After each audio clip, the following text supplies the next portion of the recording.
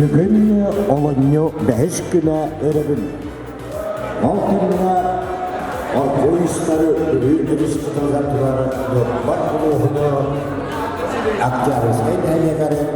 Hakan Terikler Ampastığı Seleskin Soyuz Sportun Master'a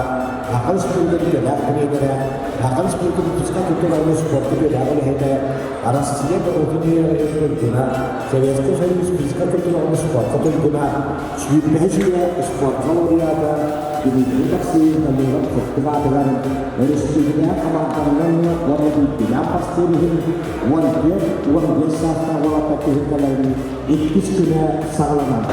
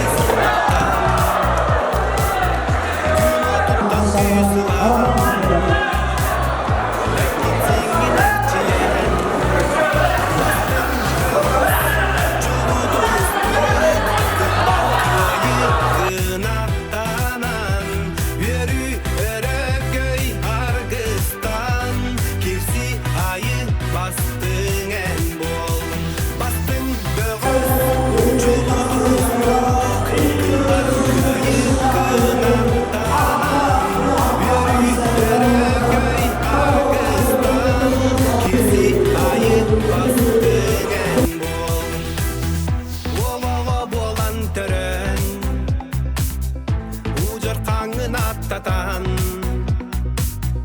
bu köbürge tağıstın doydun çehin kömüskü